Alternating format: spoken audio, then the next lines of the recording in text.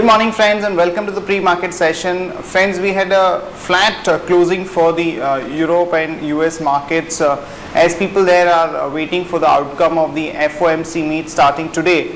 What one wants to focus on here is what signals are we going to get in terms of the liquidity stance, because we've seen that most of the data points that have come out of US have been good. So is there going to be a further easing on the liquidity front, or it's going to be a little cautious stance given that there is abundant liquidity? So based on this, the overall direction of the liquidity flows and markets would be decided. When we look at the Asian markets, most of them are quoting about 1% higher. Particularly the steel stocks are in action, and so we should be watching out for the initial trading opportunities on stocks like Tata Steel, JSW Steel, etc. Friends, flows have been extremely good, particularly last couple of days. There was a net buying of almost 1300 crore by FIIs in the cash market. Even domestic institutions were buying to the tune of 200 crore. But one should keep in mind that there were 2-3 block deals, Yes Bank, Hathway and one more.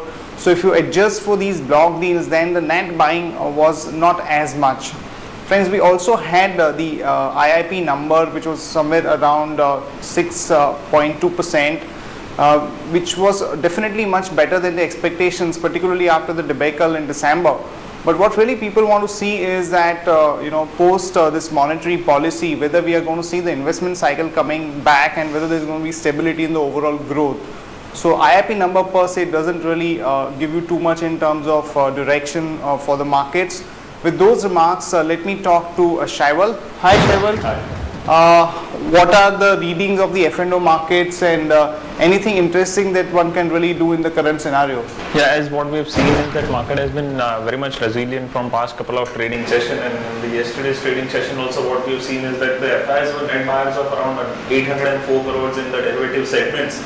With 491 crore net buying in index future, 155 crore in index option, and in index future they were marginal net buy by 40 crores, and in index option they were net buy by 117 crore. What we have seen is that the second half pullback in the market in yesterday's trading session was purely due to some long accumulation taking place. The PCR ratio has also cooled off from 1.15 to 1.09. And what we have seen on the volatility front is that implied volatility has shot up by 200 to 300 basis point, or say 7 to 9% in yesterday's trading session, which has been indicating that the market would remain uncertain and jitter in coming days. But friends, the strikes have been indicating some different stories, that 5,500 call option and 5,700 call option has seen a good activity in terms of open interest. But 5,400 call and put both have been seeing a good activity in open interest, followed by 5,200 put option. So what we feel is that 5450 on closing basis is taken off in the market on the higher side, then further upside can be seen. So we'll have to wait for the confirmation from the market to close above 5450 levels. Now, from the intraday perspective, Aban offshore looks positive with support of 472 rupees. Bajaj Auto looks positive with support of 177.1.30. Grasim looks positive with support of 2737.50, and Jindal Steel looks positive with support of 583 rupees 60 paise. Thank you. Let's do a technical check with Jatin. Hi Jatin, going by the SGX Nifty, looks like we're going to have a pop-up of almost 60 points on the Nifty, and yesterday also we had a pretty strong close. So what should one be doing once you see a gap up opening, and are there any interesting opportunities to look at? Good morning friends, time for a technical update on the markets. Yesterday the markets once again gave a gap up opening of around 80 points on the Nifty. However, this time it wasn't unable to sustain the early morning gains and closed the day with a 26-point positive move on the Nifty and 84 points on the Sensex. The market rate was positive, it was in the ratio 3:2. Moving on to the daily charts, we can observe that 5400 has acted as a crucial resistance for the Nifty on the upside. It hasn't been able to close above the crucial resistance of 5400, which will act as a crucial resistance for the Nifty going forward. 5256 will act as a crucial support for the Nifty going forward. Momentum indicators have a negative crossover. It is showing some signs of strength, which is possible that we get a positive opening for the markets even today. Moving on to the hourly charts, we can observe that after retracing 50% of the entire fall, the Nifty has once again resumed its downward fall. It is trading above its 20 and 40 hourly moving averages, which are placed at 5300 and 5321 respectively, which will act as crucial supports for the Nifty on an hourly basis. The momentum indicators have a positive crossover.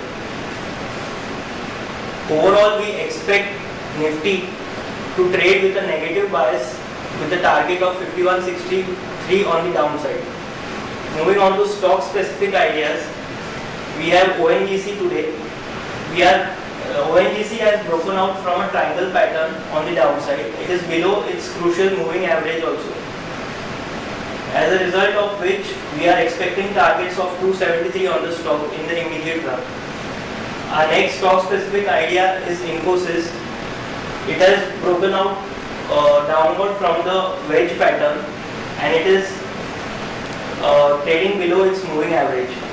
The momentum indicators also have a negative crossover, so we expect Infosys to trade up to 2760 on the downside.